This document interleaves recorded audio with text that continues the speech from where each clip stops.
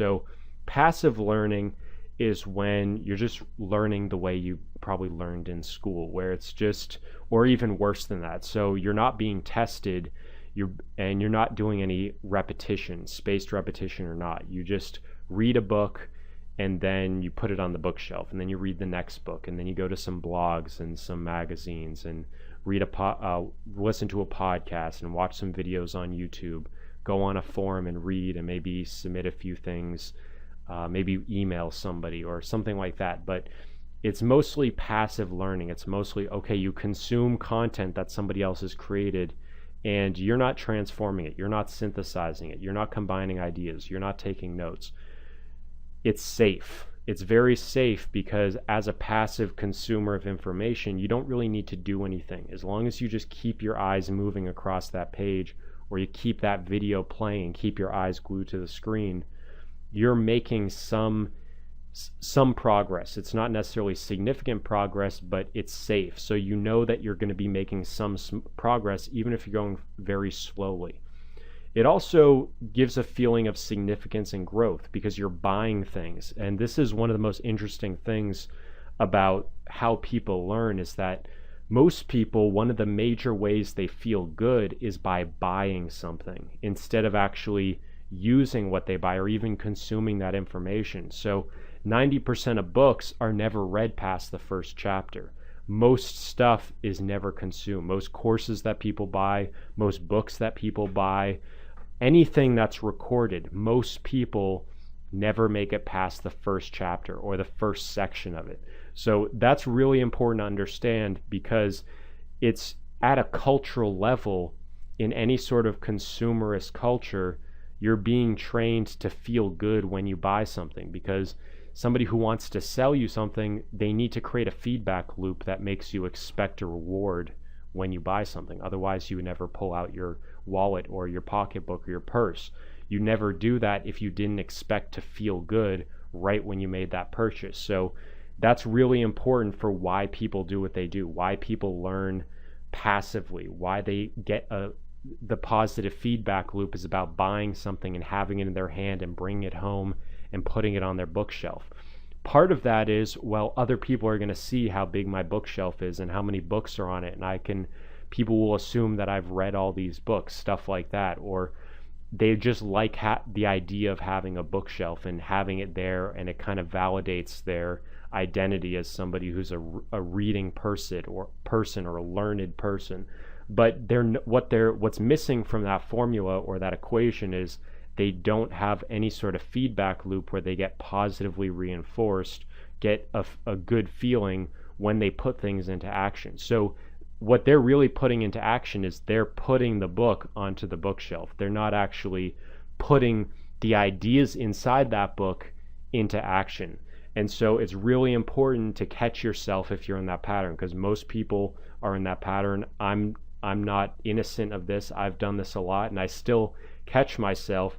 But it's important, once you build these, that you first understand and recognize what feedback loops are already controlling how you behave, but then start to change them, start to build new ones, and start to associate less positive feelings and more negative feelings to these old ways of doing things. So start to realize, wow, I don't want to be one of those people that just feels good because they bought something, or just feels good because they consume something.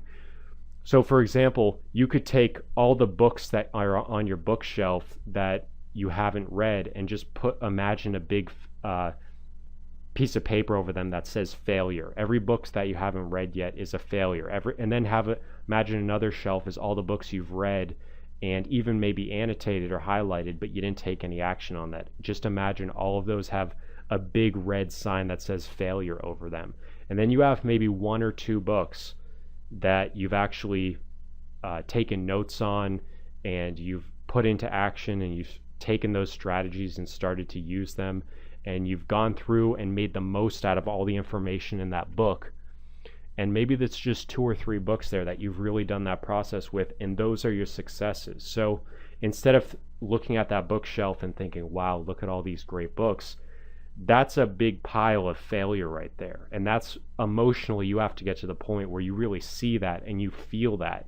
And it doesn't make you happy to see those there.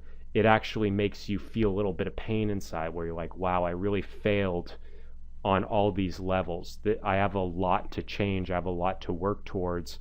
And that emotional shift has to happen where you no longer feel good, you no longer feel like you're growing from doing things that really aren't helping you grow and really aren't improving yourself in any way, except at an extremely superficial level of having a bookshelf with a bunch of books on it. So it's a waste of money, it's a waste of time, and you need to get to a point where you have new feedback loops where you're not feeling good unless you're taking action. That's what has to happen.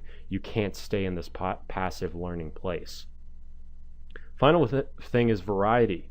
A lot of people kind of go to the buffet of learning, the buffet of the bookstore or Amazon or the library or blogs or YouTube or whatever, so that they can shallow dip into a bunch of different superficial treatments of a subject. So they can get a bunch of kind of fun little ideas and fun facts about a bunch of different subjects, but never go into depth.